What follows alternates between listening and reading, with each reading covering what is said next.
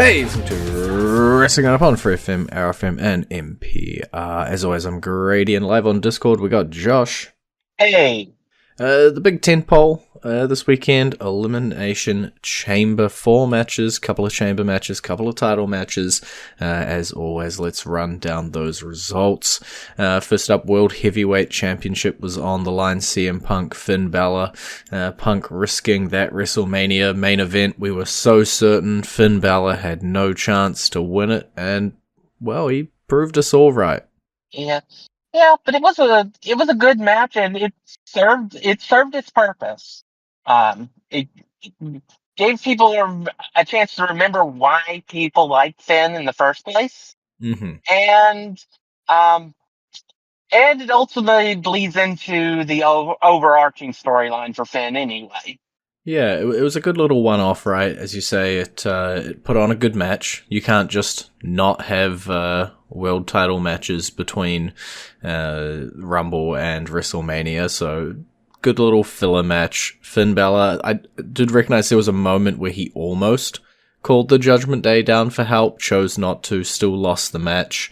And so there's definitely something there, and when we talk about stuff that happened on Raw, I'm sure that will continue that fallout of the Judgment Day as well. Absolutely. You know, we'll just go right into it.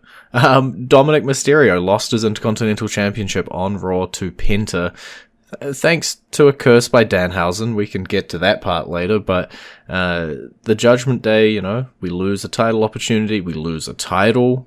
What's happening with these boys? It is definitely, it's the spark that we've been waiting for finally happened. And the gunpowder, we're just waiting for the gunpowder to go off now. Mm-hmm. Yeah, I think so as well. It's, it took us a little while to get here, but with Dominic losing that first of his 2 championships to Penta, first off, really happy for Penta. Wanted him to pick up, Intercontinental Championship a little while ago, but he's picking it up now on his way into WrestleMania. We'll see how long that reign ends up lasting, but ultimately that meant more for the Judgment Day storyline and for Dominic losing the title, as that's kind of the piece that we're telling going forward. Yep, absolutely. It's just a matter of what kind of match did we get at WrestleMania, because we're definitely getting some sort of Judgment Day invoked match. It's just a matter of how do we get about it? What do we do to get there?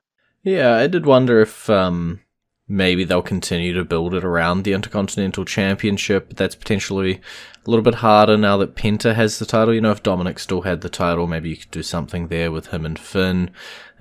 Singles match between Dom and Finn, no title on the line. Definitely an option.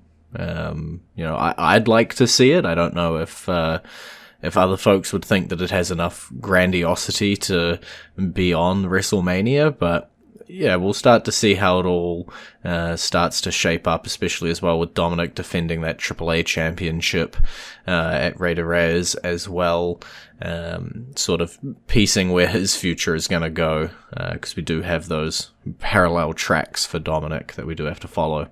And then jumping back to Elimination Chamber, our other non-chamber match, Women's Intercontinental Championship, Becky Lynch coming in as champion, AJ Lee coming in as challenger, and those roles reversed at the end of it as Becky Lynch taps out, much to her dismay and disagreement, taps out, and AJ Lee is our new champion. I still say that AJ Lee only uses that submission because she wants people to spank her. It was a fine match. It's clearly we're not done with this. There's something. This title will have something to do at WrestleMania. It's just a matter of what configuration we get. Whether it's just another straight up one-on-one match, or if it's going to involve some of the satellites that have been hanging around, or something. But I think more fun was just the shenanigans that Punk and AJ Lee did with the title than anything Becky Lynch has done with the title in the last year. Yeah, I think it was definitely cool imagery to have the two of them with the championships at the end of it, and yes, they will continue their shenanigans, I'm sure. I Yep. think I mean, part of the shenanigans was uh, him taking a picture while wearing while wearing both championships while supposedly naked, and then her recreating Punk's infamous uh, world title in the refrigerator picture. yeah, it's definitely been good. They're feeding the internet for sure. In terms of how this title is presented at WrestleMania, I'm with you. I think for sure Lynch and Lee will be involved. I think there might be a number one contenders match coming up next week on Raw. Could potentially feed into that. We could see Natty and Maxine Dupree, who have been, I think, the satellites that you're referring to kind of around this feud. AJ's helped Maxine a little bit. Could potentially find their way in there. We could end up with a pretty big multi-person match for this title, or we could just run back the singles match with Lee and Lynch. I don't know, with a stipulation. You'd have to step it up a little bit. Maybe a special guest referee, given Becky Lynch absolutely hates Jessica Carr at this point, and somehow just keeps randomly getting her assigned to her matches. So unfortunate for Becky. Yeah, and that's another option. Maybe this is the end, and we get Jessica Carr versus Becky Lynch at WrestleMania. Maybe we'll have to see how it all shakes out heading into WrestleMania for sure. I know Jessica Carr been wrestling a little bit on Evolve.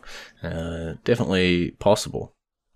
Women's Elimination Chamber match to see who is going to go up against Jade Cargill. But before we talk about that match, I guess what kind of gave away what was going to happen is on SmackDown this week, we had the women's tag titles on the line. It was Nia Jax and Lash Legend going up against Rio, and we got new champs. Jax and Lash came out on top and picked up the championships. Yeah, it's kind of surprising, but it's fun. I'm excited to see what they do with Legend and Jax, because they're great heels. They're great characters. And it's just going to be a matter of if they can keep the momentum going with the titles for them. But yeah, unfortunately, Rhea Ripley has been in now going to be 7 WrestleManias, and all 7 have been for a title. 6 different titles, actually. Yeah. In case of emergency, break the Rhea Ripley glass. We're not going to get our Bianca Belair Jade Cargill match. Break the emergency glass. Throw Rhea Ripley in a title match. To run down the match, we had Alexa Bliss eliminated by Kiana James, and then Kiana James and Asuka stacked up, eliminated by Raquel Rodriguez, and Raquel eliminated by Tiffany Stratton, then Tiffany Stratton eliminated by Rhea Ripley for the eventual win, and we will be getting Ripley versus Cargill at WrestleMania. It'll be interesting. I'm not sure Cargill's ready to handle somebody of Rhea's caliber, but at the same time, we were like, we want Bianca versus her, and I'm not sure she was ready to handle Bianca either. So it's definitely going to be a test for Jade. Yeah, I think at the moment it's a bit of test of media training, as it seems like there's, a lot of poop being thrown around between this women's division, those involved in this match and those not involved in this match, which hopefully all gets squashed and settled and everyone's professionals and brings it to the ring. But for it to be Jade Cargill versus Rhea Ripley, I'm as unstoppable as Jade has been sort of presented as. She hasn't had a massive amount of championship defenses. We haven't seen her in the ring a massive amount. It's going to be hard to not just think Rhea Ripley's gonna run through her and pick up this championship. Yeah, I mean, it's basically at this point, Rhea Ripley has the buff we give to Roman Reigns and or Cody Rhodes, because you can't bet against her. Yeah, I think in the new video game, in fact, I think Rhea Ripley has a higher overall stat than Roman. I think I saw a social video pointing that one out. And Cody, I think she was actually the highest current superstar. But yeah, it's definitely in that echelon of never bet against her. If you put money on her every time, you're going to walk away positive over the long run. And then looking at the men's chamber match, also had a bit of shenanigans. We know on Raw there was a qualifying match that involved Bronson Reed. We saw Bronson get a bit of an injury, and Jey Uso ended up picking up the win. We were a little bit... we were pretty sure that it looked like Bronson was probably meant to come out of that as the winner. Jey looked a little bit confused about it. And then on SmackDown, we fully figure out how it's going to go, where Jey just gets the poop beaten out of him by the Vision, and we get a Logan Paul Jacob Fatu match. Last man to qualify, take the empty spot. Logan picks it up, and we can continue the story of where they wanted to go by making sure that there was somebody from the Vision in that match. Yeah, and now we have like a dozen black masked men or something? Something's crazy now. Yeah, it's it's all over the place. Yeah. Well, it is what it is, and we knew that no member of the Vision was going to win the match because of the looming Seth Rollins issue. And that's pretty much it. It's just so yeah, and basically this was about a couple people, and I did say I think Randy Orton was probably the person that would win if it wasn't Cody. Yeah. I want to put the Cody Rhodes Randy Orton. It's weird for a match that, you know, earned you a WWE Championship match. I want to put the WWE Championship on the shelf. I just want to talk Vision, I guess a little bit. It would have been really cool to have Bronson Reed be in there, you know, with the 3 eliminations up front for Logan, which probably would have been Bronson's spot, but we are in the situation we're in. Get a couple more hooded figures. Eventually it's revealed, bam, it was Seth Rollins, or is now Seth Rollins, who has been dismantling the Vision, not directly causing all of these injuries, unfortunately, which may be bringing down the star power in his match, but in his eventual WrestleMania match. But we are kicking off Seth Rollins versus what is left of the Vision, and that continued through to Raw as well. Seth Rollins stomping Paul Heyman, sending him to a local medical facility. I guess how do you see the Vision stuff all intertwining?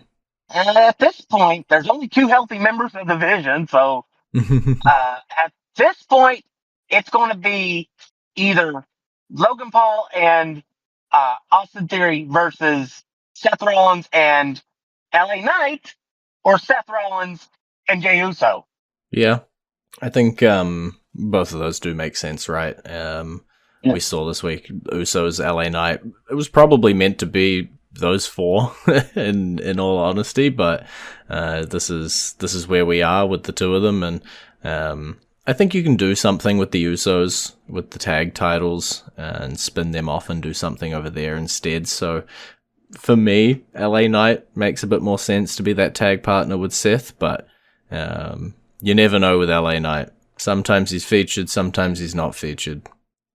And then, yes, talking about the match itself, the final 2, Cody Rhodes, Randy Orton. It was the WrestleMania match we thought maybe we could get between the 2. Got a lot of history.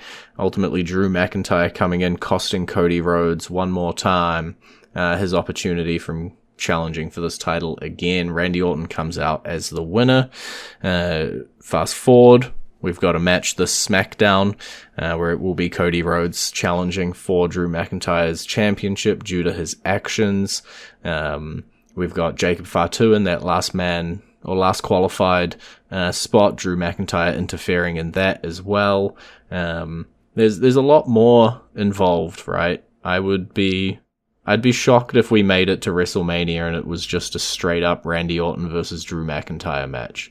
I feel like there might be some juice for some different combinations. Maybe 2 singles matches, maybe a fatal 4-way, maybe Sammy's in there, maybe it's a different combination, I don't know, but those sort of top 4 to 6 guys on SmackDown are going to be in some form of combination. Yeah, I think at this point, I think they're going to end up adding Cody and Jacob to the match. It'll be a fatal 4-way, and then maybe it'll be maybe they'll do a fatal 4-way elimination match or something, to guarantee that there'll be a winner. After all that, I don't know. It just there's so many things that are intertwined with this that it is just going to be more. It's more difficult than just, well, we got Randy Orton versus Drew McIntyre, and then what do we have after that? Yeah, it does feel like the McIntyre Cody stuff and the McIntyre Fatu stuff is heating up to the point that it has to be resolved before at WrestleMania. It's not, Randy Orton at WrestleMania and then Backlash against one of the others.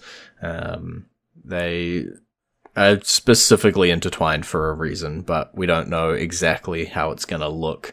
We may after SmackDown with the Rhodes McIntyre match for the title, but we'll see.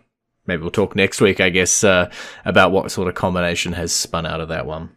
Well, it is time to go into our entrance theme. It is our brand new Women's Intercontinental Champion. It is AJ Lee's theme, playing for you now.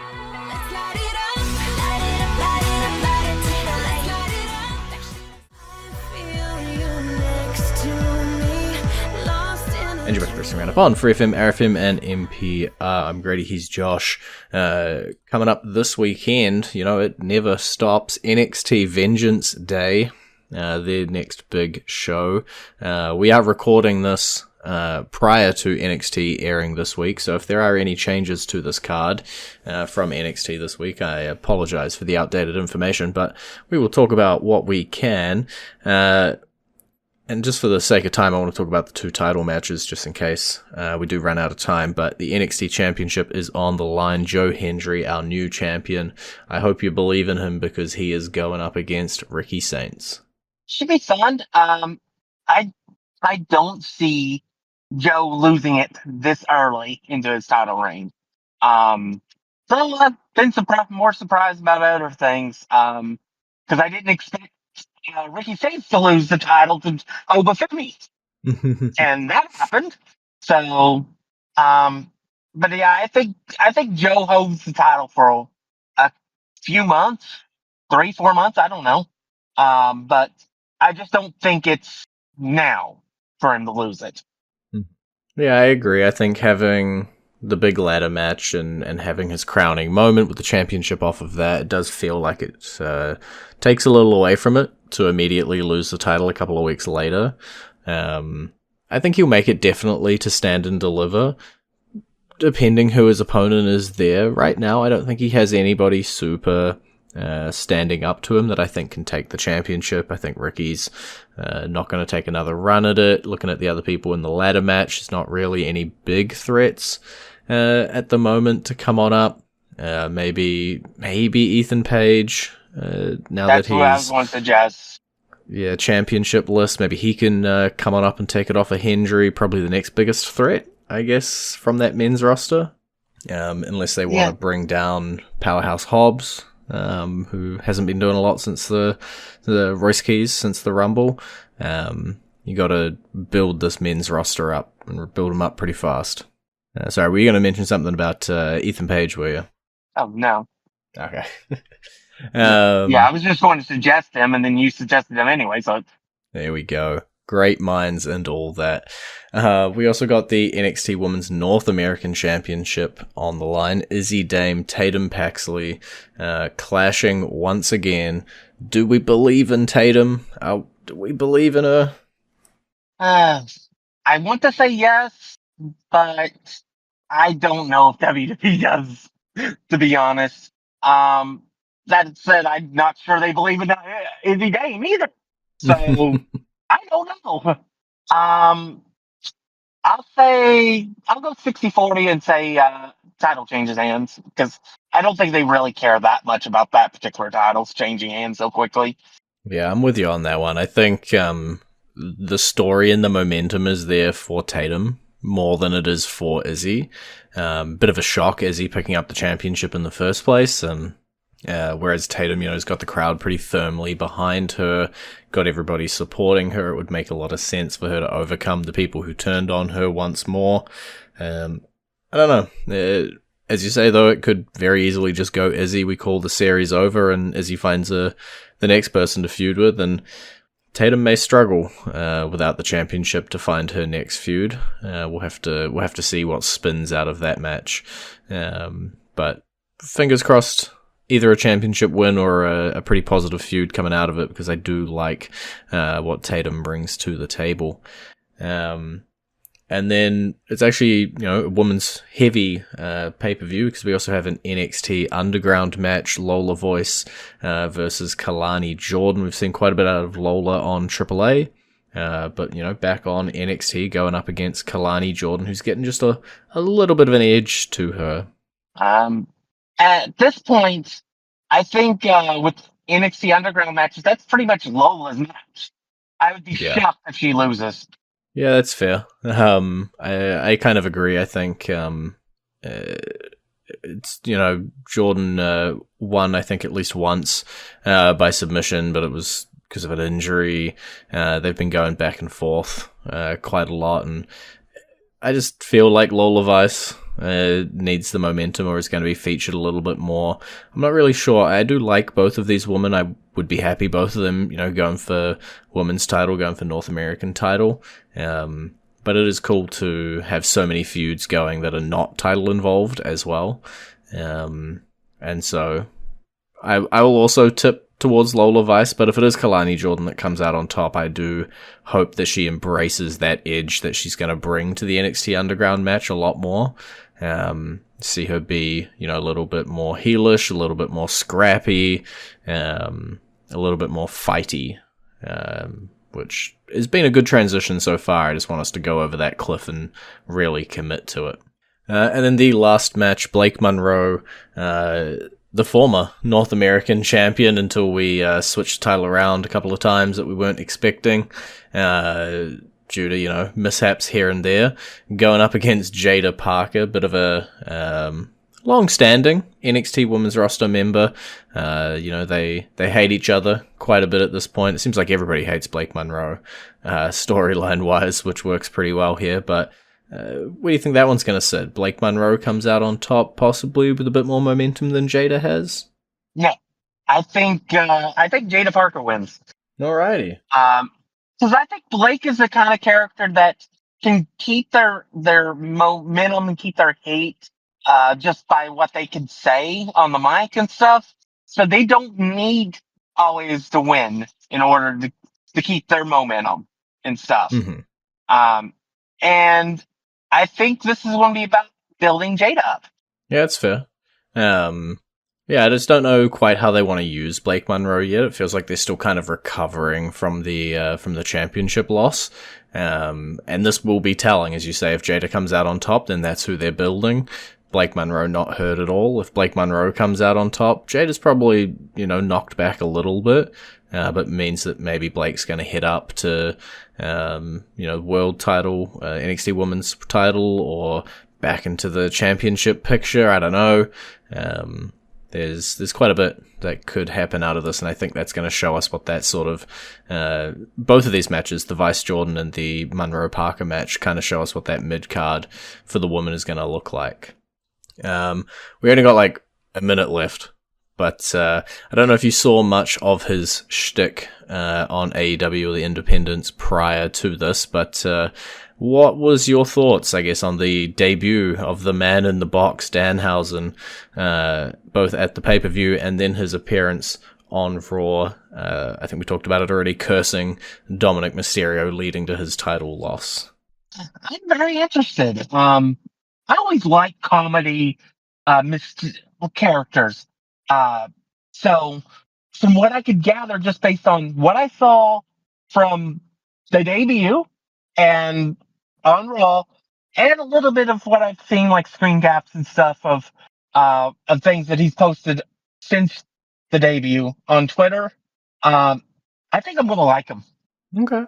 Yeah, I think he's quite the divisive kind of character, but as you say, if you do enjoy the comedy side of things, the character side of things, then you'll probably enjoy what he brings to the table. It'll be interesting to see how he's used. Whether he's, kept mostly out of the ring, he's wrestling every week, or, it's his first week. We got to see how he gets end up used. Yeah. Right, well... and I will say this. I am looking forward to a segment between R-Truth and Danhausen. I think that will be all-time comic gold. That is fair enough. Well, we have run out of time for this week. It's been great talking to you. Maybe. You can visit our Facebook page, facebook.com/wrestling R&D up, our Twitter page, twitter.com/wrestling R&D up, our YouTube page, youtube.com/wrestling RND up, and we will catch you next week.